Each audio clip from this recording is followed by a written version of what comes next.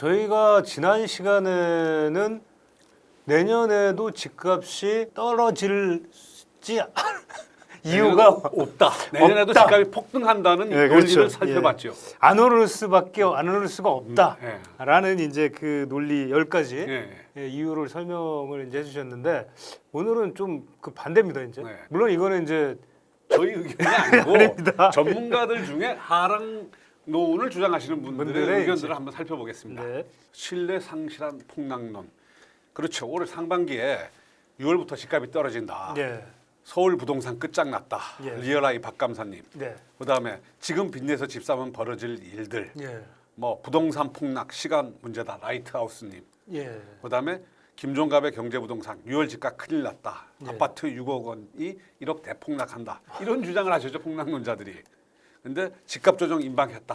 고점 대비 40% 떨어진다. 예. 하여간에 상반기에 폭락론이 아주 득세를 했었습니다. 하지만 6월 조정이 된 게 아니고 2차 대폭등이 본격화됐습니다. 그러면서 나온 얘기가 부동산 폭락론 믿었다간 인생 폭망한다. 그 정도로 폭락론이 사실은 뭐라 그럴까 이 시장의 신뢰를 잃었습니다. 더군다나 지금 이제 폭락론자들이 얘기하는 가계금리 이제 금리가 지난 8월달에 0.25% 포인트 올라갔습니다. 네. 그래서 가계 대출 금리도 3% 돌파했고 또 10월달에 기준금리가 아마 인상될 거다 이런 전망도 나옵니다. 그 다음에 전세 대출 규제도 본격화되고 있습니다. 그럼에도 불구하고 9월 집값 상승률이 14년 9개월 만에 최대치로 올랐습니다. 그러면 이 폭락론자 믿을 수 없나요? 그렇죠. 뭐 지금 이게 지금까지 나타난 어떤 통계 네. 내지는 어떤 흐름만 봐가지고는 사실 신뢰 상실 맞는 거 아닌가요? 그럼에도 불구하고 한번 살펴봅시다. 이현철 소장 부동산 사이클 연구소 예. 내년 부동산 침체 시작 지금 집 사면 후회한다. 예. 그다음에 권대중 교수님 예. 2022년 하반기부터 집값 조정 가능성이 있다. 그다음에 김기현 빅데이터가 말한다. 절대 집 사지 마세요. 예. 조정론, 하락론, 위험 구간론. 그다음에 서울대 김경민 교수 예. 내년 말 서울 아파트 10에서 17% 하락하는 이유. 이분들은 또 아까 라이트하우스나 쇼킹 부동산 예. 등 뭐 리얼아이 박감사하고 좀 다른 논리로 예. 사실은 이제 부동산의 어떤 조정 가능성, 하락론 이게 뭐 폭락론이라기보다는 조정론 내지는 하락론 뭐 이런 주장을 하고 계십니다. 그러면 그 논리를 이제 구체적으로 살펴보죠. 예. 첫째, 소득으로 감당할 수 없을 정도로 집값이 폭등했다 이미. 삼토시 뭐 유명한 분이죠. 앞으로 5년 집을 사고 팔 타이밍은 정해져 있다의 저자인데 그분이 이제 그 주택 부담 지수 중간 소득 가구가 대출을 받아 중간 가격 주택을 살 경우 원리금 상환 부담을 나타내는 건데 이 양반이 그 과거하고 좀 요즘 통계가 달라서 그 통계를 했더니 195.9 아, 예. 다. 그러니까 소득의 49%를 쓴다. 그러니까 이게 전 고점이 2008년이 예. 164.8이었는데 엄청 올랐다. 이러면은 지금 당장은 아니지만 굉장히 왜냐하면 더 이상 집을 살 수 있는 방법이 없다. 소득의 상승률을 뛰어넘는 집값 상승률은 어느 정도 시간이 지속되면 유지되기 어렵다. 네. 근데 이 논리의 또 문제가 뭐냐면 문제는 서울은 맞습니다. 서울은 이거는 한국주택금융공사에 나온 지수에도 예. 지금 172.9입니다. 네. 그건 맞는데 문제는 뭐냐 하면 지방, 경기도 이런데 인천, 전국은 여전히 전 고점을 돌파하지 못하고 있습니다. 그렇기 때문에 이 논리로도 서울은 고점에 가까웠지만 예. 아직은 지방은 더 오를 가능성이 있지 않느냐 뭐 이런 결론도 가능합니다. 자, 그런데 이 논리로 보면 예. 지금 집값 조정이 되고 있는 게 지금 외국에서도 집값 조정 움직임이 있습니다. 자, 미국, 캐나다 부동산 시장을 보면 미국이 6월 지수가 30년 만에 최고치를 기록했어요. 그런데 8월 달에 와서 판매량이 1.5% 줄어들었고 미시간대의 소비자 심리 조사에 따르면 굉장히 이제 사상 최저치의 금리에도 불구하고 앞으로 왜냐면 금리가 오를 거라는 그런 전망들이 많기 때문에 그렇죠. 예. 그다음에 집값이 너무 올라서 예. 집을 사겠다는 수요가 굉장히 줄어들었어요. 그래서 이제 오름폭도 상당히 줄어들었고요. 그래서 다음 달쯤 되면 뭐 이게 또 다른 결과가 나오지 않느냐 이런 전망도 나옵니다. 하락론자들이 얘기하는 가장 큰 이유가 뭡니까? 금리 상승기에 돌입했다는 겁니다. 예. 돈의 가치가 올라가는 시기다. 원래 금리 상승기가 되면 금리가 올라가면 부동산을 팔고 채권을 사거나 사는 게 좋다고 전통적인 어떤 그렇죠. 그 투자 이론에서 재무 이론에서 얘기를 하는 겁니다. 흔히 얘기하지 않습니까? 우리가 예. 상승농자들이 집값이 오른 것이 아니라 돈값이 떨어졌다. 예. 그래서 집값이 오른 것처럼 보이지 실제 집값이 오른 것이 아니다. 예. 그 우리나라도 보면은 결국은 작년 2019년 7월부터 금리 인하를 시작했습니다. 그러면서 작년에 본격적으로 0.5%까지 내렸죠. 그러면서 집값이 폭발적으로 2차 대폭등이 일어났지 않습니까? 그렇죠. 예, 예. 그때 우리 어떻게 해석했느냐면 유동성 폭탄, 집값이 오른 게 아니라 돈의 가치가 떨어졌다는 이론들이 많았지 않습니까? 그러면 이제 금리가 오른다는 건 무슨 의미입니까? 돈의 가치가 올라가는 겁니다. 그러면 집값이 상대적으로 떨어질 수 있는 거 아니냐? 이런 논리를 내세우고 있습니다. 예. 그러면 금리가 과연 어느 정도 올라야 집값이 떨어질까? 우리 과거에 일본 90년대 전후에 85년 5%였던 금리가 한 2년 만에 2.5%로 떨어졌어요. 그러면서 집값이 그냥 팍 뛰었지 않습니까? 예. 근데 2.5%인 금리가 90년 8월에 6%까지 오르면서 부동산 가격이 떨어지기 시작했어요. 미국은 2006년 전후로 해가지고 IT 버블이 붕괴되면서 활성화 대책으로 2000년에 6.5%였던 금리를 2001년에 2%, 2003년에 1%까지 내렸어요. 그러다가 2006년에 5.25%까지 급격히 올리면서 부동산 시장 리만 쇼크가 왔죠. 자, 그러면 우리는 지금 현재 0.5%에서 0.75%까지 떨어졌어요. 그러면 이게 완만하게 오르면 집값이나 부동산에 큰 영향을 안 줄 수도 있지만 일본이나 미국처럼 한 2, 3년 사이에 막 이게 한 3배, 4배, 예. 5배, 이게 한 5%, 3%까지. 5%까지는 어렵지만 적어도 2, 3%까지 오르면 프로테이지로 보면 4배가 오르는 거예요. 그러면 사실은 부동산 시장에 영향을 안 줄 수가 없겠죠. 이 우리 지금 금리 전망은 대충 내년 말에 되면 기준금리가 1.25% 그렇죠. 혹은 1.5%까지도 올라갈 수 있다고 합니다. 예. 근데 서울대 환경대학원의 김경민 교수, 하버드 출신이죠. 기준금리가 대략 1.5% 정도 올라가는 시점에서 서울 아파트 가격은 10에서 17% 하락할 수 있다. 예. 근데 이거는 폭락이 아니라 예. 2000년 1분기 수준으로 더 내려간다. 그러니까 예. 사실은 1년 사이에 너무 많이 올랐어요. 한 20, 30%가 올랐으니까 예. 그럴 가능성이 있다.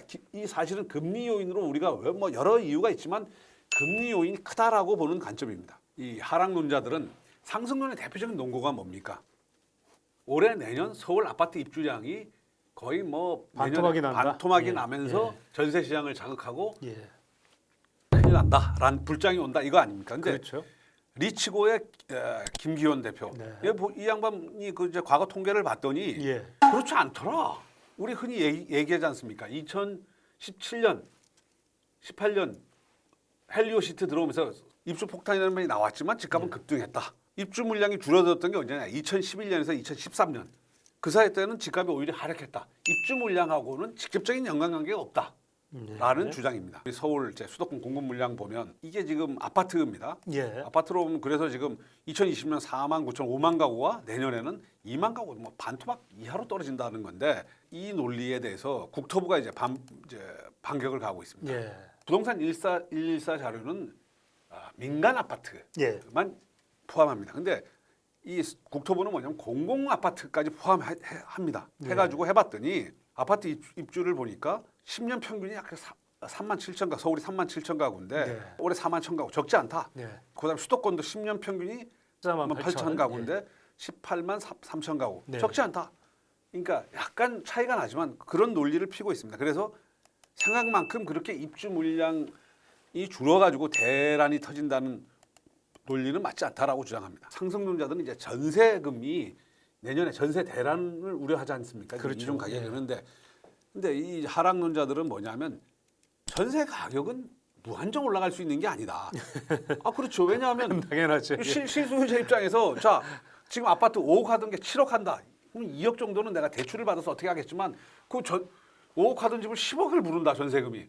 그건 기부업 쉽지 않죠. 예. 기부업하고 아주 뭐 월세로 전하는 사람도 있겠지만 상당수는 기부업하고 시외곽으로 나갈 수밖에 없다는 거죠. 그래서 이 전세 시장의 특성을 잘 이해를 하지 못해서 발생한 거다라는 게 이들의 주장입니다. 전세가는 뭐냐?